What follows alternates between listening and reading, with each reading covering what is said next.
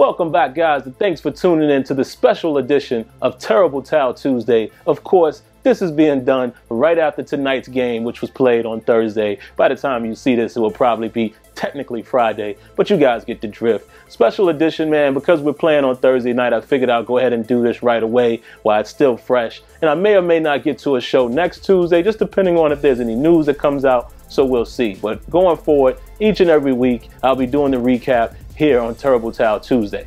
All right, so let's get right to it. Exactly what I said would happen in the last episode happened. The secondary. It's horrible. It's horrible, and I hate to talk about those guys like that, but honestly, if you look at some of those plays tonight, they looked lost. They looked lost and confused. The first touchdown to Grunk, nobody's on him. Nobody recognizes it until late. Unable to make the play, he walks into the touchdown.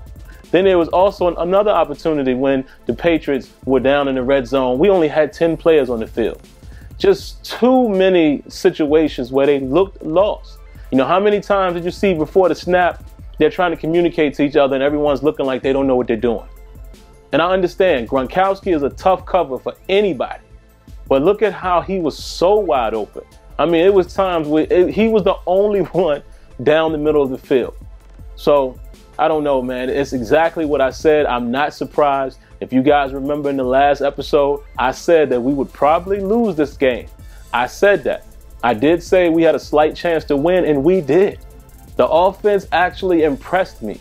It very much so impressed me. Now, I'm not going to get overly excited because let's keep in mind, like I said as well, the Patriots defense is not that great. Their secondary is a little, iffy as well. We showed you that tonight. Big Ben goes over 350 yards. I think he was 351. Total offense is in the 400s. D'Angelo Williams goes crazy. He gets 133 yards, I believe. 100 and something. It might have been 127, something like that. And I think AB, went 9 catches for 133. I may not have those stats 100% correct, but you guys know. You get the drift. They had great games. Even Marcus Wheaton put in 3 catches for about 55 yards. Offense looked great. And considering we don't have our center, Pouncey's out, Martavis Bryant is out, which would have been a huge threat tonight, looking at all that man coverage. And then we also don't have the man Le'Veon Bell. So I'm a little encouraged by the offense. Now, we'll see how we fare against a better defensive team. So I'm not going to get too excited. Looking forward to seeing what's going to happen against the Niners. I don't think their defense is going to be up to snuff either. And, Kaepernick is definitely going to be a different challenge, but I don't know if they have real firepower on offense just as of yet. But we'll see. We'll see. I'm not going to make any speculations. We'll see how they play on Sunday.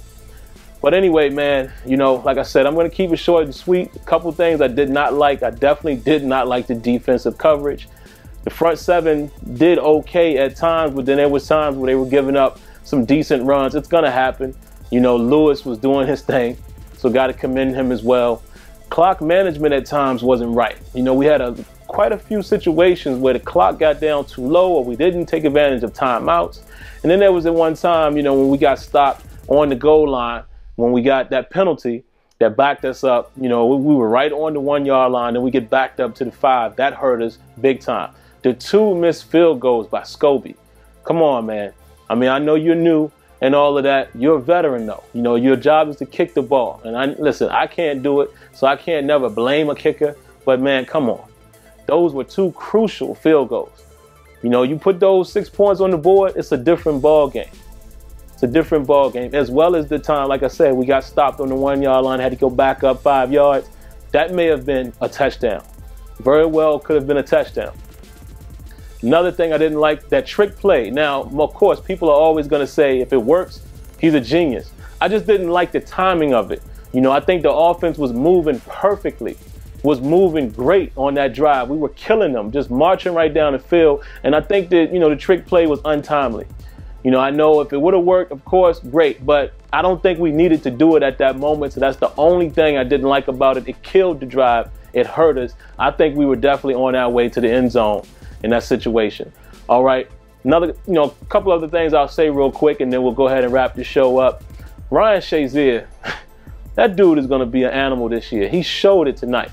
You see how fast he is? I mean, not only did he get into the backfield a lot of times, or did he finish all plays with assisted tackles, but how quick he closed on some of those, you know, plays to the outside or quick passes to the outside. That dude was all over the field tonight. It was great to see that. Bad tackling. You know, there was some bad tackle moments, and we've had this issue, man, for a few years now. So I don't really understand what's going on there. You know, we got to get that together. And, you know, the other thing I would want to say, and I think it's probably because Brandon Boykins haven't been there that long, but I want to see them work him up, man, because I said this in another show. I don't like Antoine Blake on the outside. You know, he's a scrappy guy. Keep him inside and, you know, build him up in there. Let him bang inside, you know, with his stature and his aggressiveness and all of that. Let him work the nickel. I don't like when they have him on the outside because he was getting torched. He was getting punished tonight. You know, even sometimes when he was inside, you know, it's going to happen. He's not the best corner, but I don't like that matchup, man. I definitely want to see Brandon Boykins work his way into the lineup. You know, I'm sure it's because, you know, he came fairly late, but we definitely got to do something there. I would have just thrown him in the game, you know, to see what he may have been able to do for a series or what have you. You know, had to be a little better than what those guys were doing. Cortez Allen looked a little shaky as well. He had some, you know, a couple penalties or so.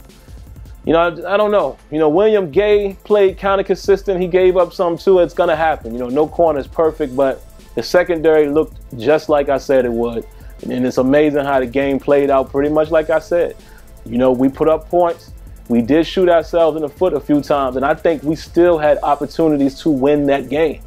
So that was impressive. So we got to work on that defense, man, you know, and I'm not too upset about the game. Of course, I'm inside.